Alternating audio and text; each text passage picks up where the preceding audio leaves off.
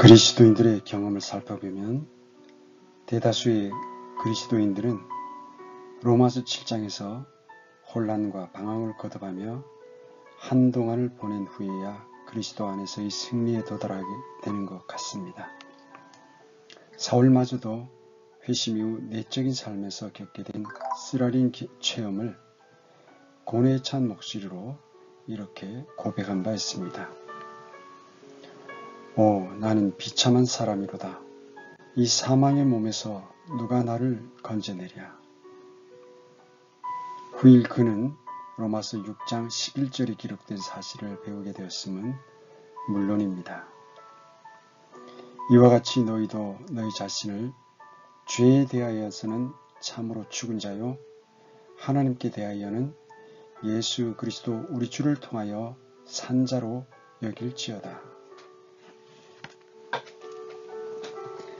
그는 지긋지긋한 자아중심의 생활에서 벗어나는 길이 자신의 결의에 의한 것이 아니고 그리스도와 함께 십자가에 못 박혔다고 여기는 데 있음을 깨닫게 되었습니다.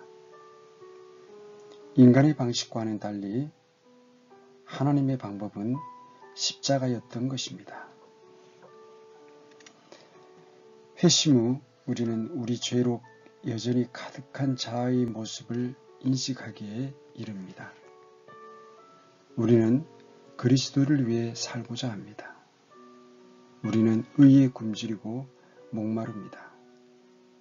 그렇지만 우리의 자아는 생명수의 흐름을 가로막기 위해 일수입니다. 이렇게 되면 생명의 흐름은 뒤섞여 흙탕물이 되고 맙니다. 이에 우리는 투쟁과 기도와 노력을 동원합니다. 우리는 반복해서 결단을 합니다. 그런 후에야 우리는 비로소 내적인 십자가 체험을 체험해야 함을 알게 됩니다. 그리스도인의 생활 중심에는 십자가가 놓여 있어야 하는 것입니다. 우리는 스스로 자신을 십자가에 못 박아 보려고 애씁니다. 그러나 그 모든 노력은 항상 헛수고로 끝나고 맙니다. 자아는 자신을 십자가에 못 박을 수 없습니다. 완전한 절망에 빠진 채 우리는 우리 자신의 사망 선고에 서명하게 되고 십자가에 못 박히신 예수님과 더불어 생명과 죽음 안에서 연합했다는 사실을 붙들게 됩니다. 우리는 자아를 완전히 내려놓고 하나님께 자신을 드립니다. 이로써 단번에 그리고 영원히 하나님께서 우리에게 주신 우리의 위치, 즉 그리스도와 함께 죽고 함께 살아난 상태를 믿음으로 받아들이는 것입니다. 이것이 바로 그리스도인의 승리의 삶입니다. 그러나 이것은 단지 첫걸음에 불과합니다.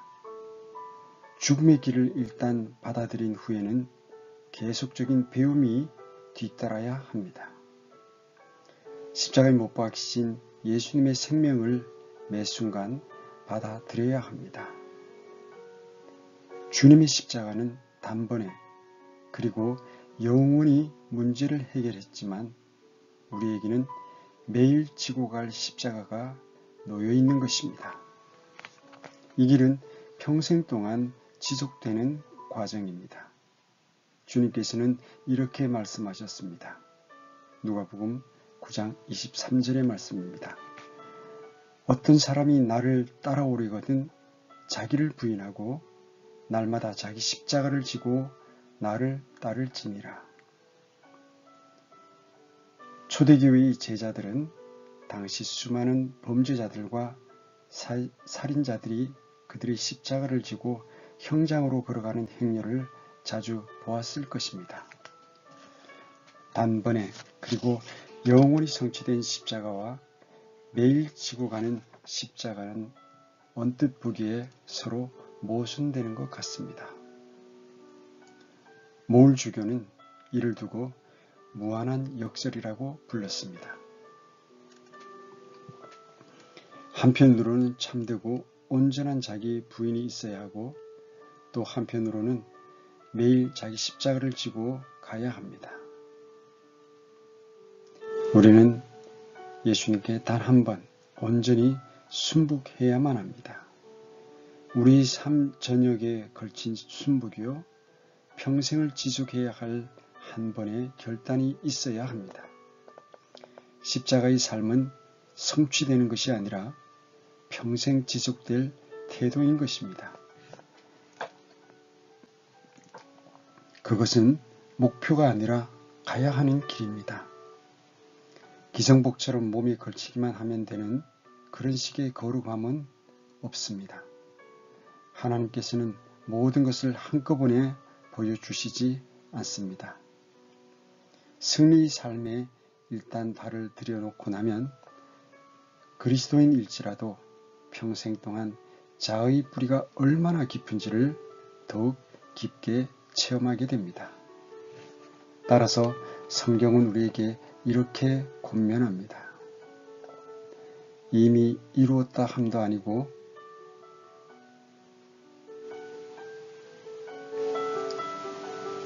매일 지는 십자가에 대해 몰 주교는 이렇게 말했습니다.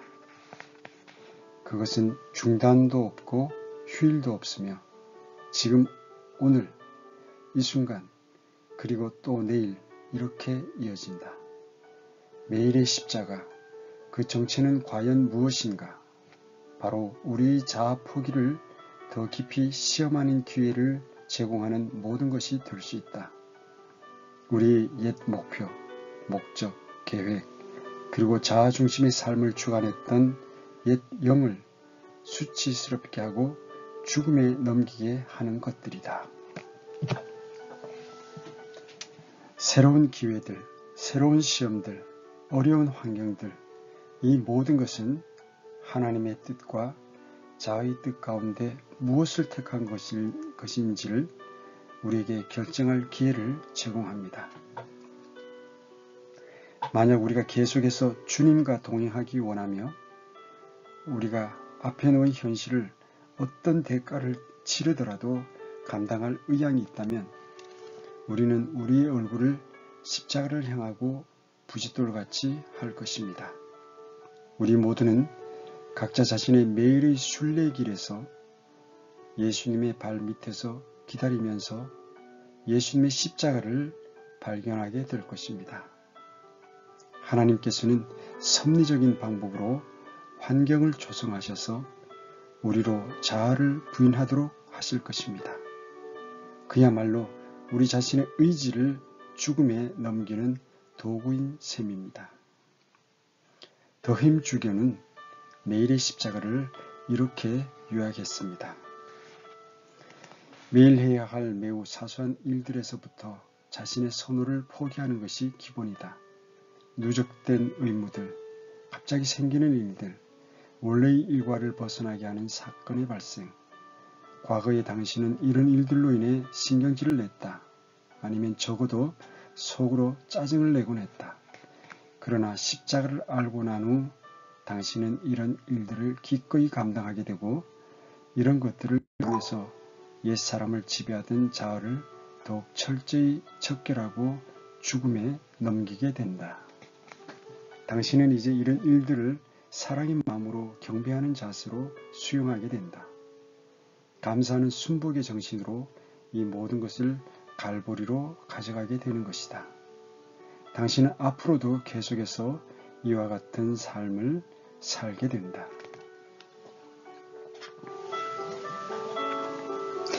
여러분들은 여러분에 걸쳐 그것만은 빼고 어떤 것이든 괜찮다라고 외쳤을 것입니다. 여러분들은 그 일이 여러분에게 닥칠까봐 두려워했습니다.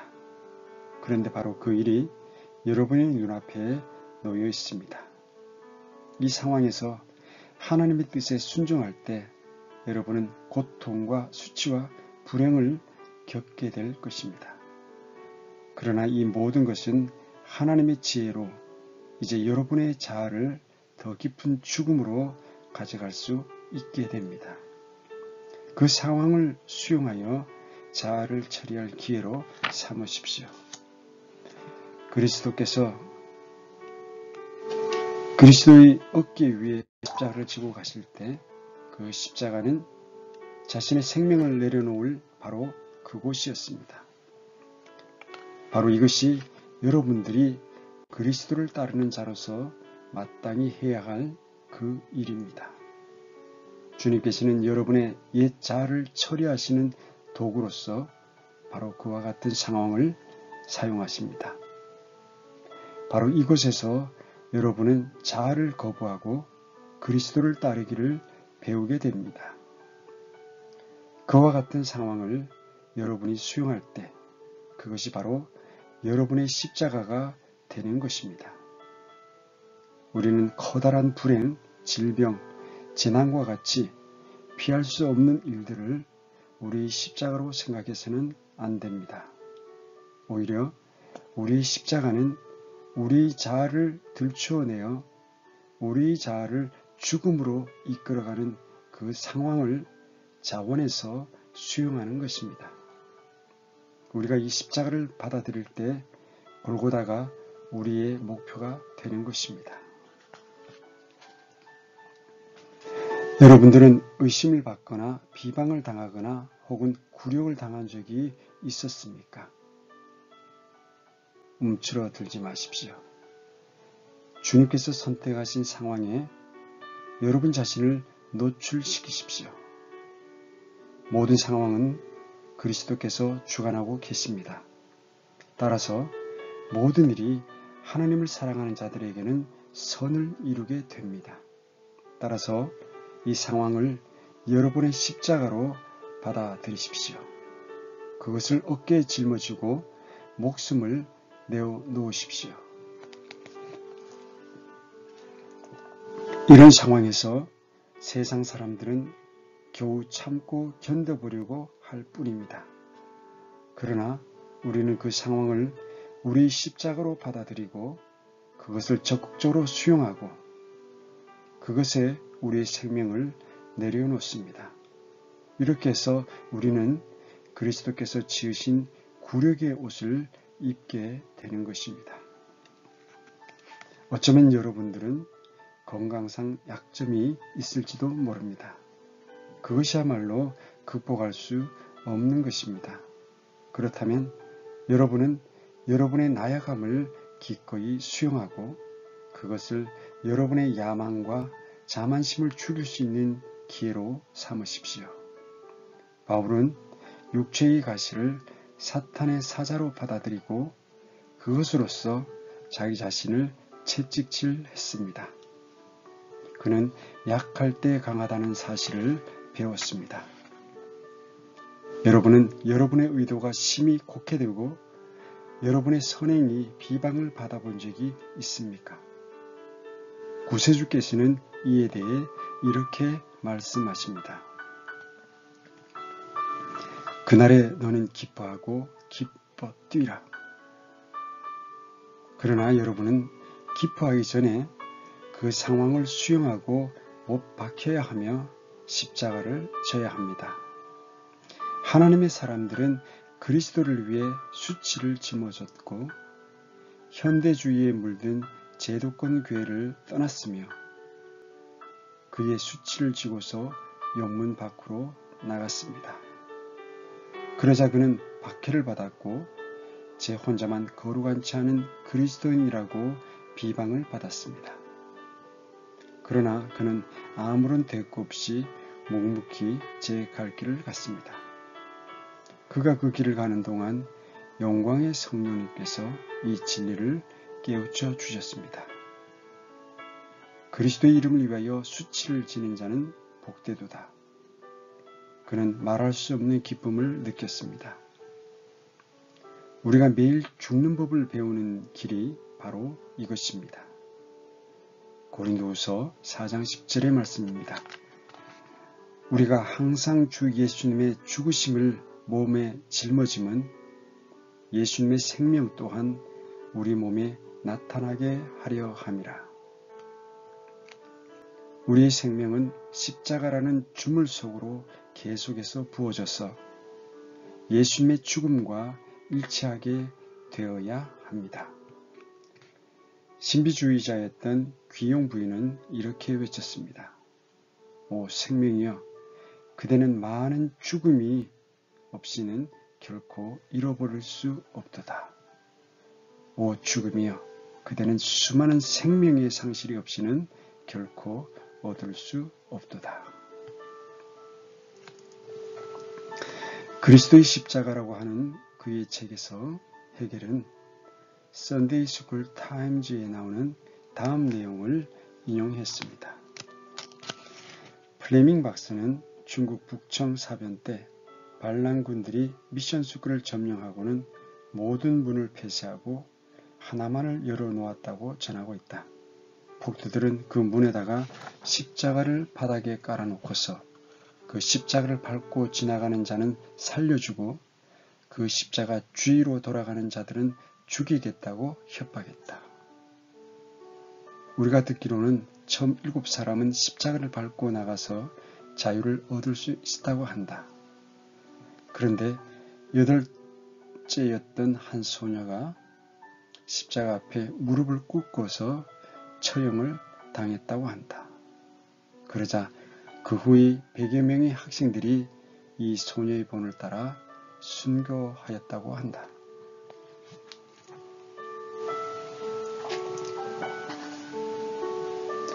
고통, 굴욕, 불행, 죽음을 피하기 위해 우리는 우리의 십자가를 밟고 감으로써 거짓 자유를 얻을 수도 있습니다.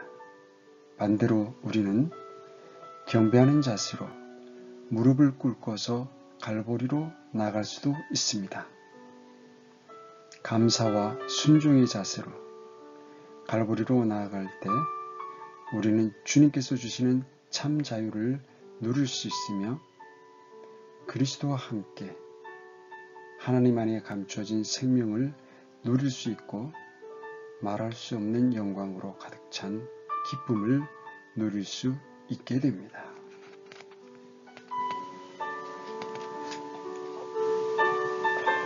나는 평생 동안 십자가를 바라보네.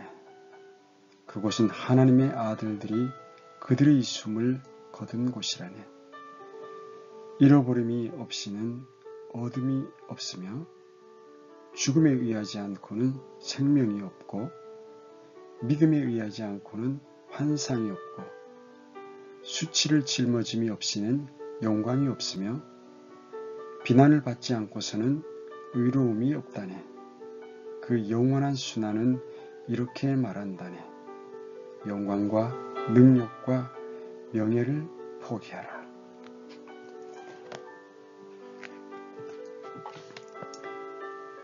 여러분들은 매일 여러분의 십자가를 지고 있습니까? 그리고 여러분은 내일도 그렇게 행할 것입니까?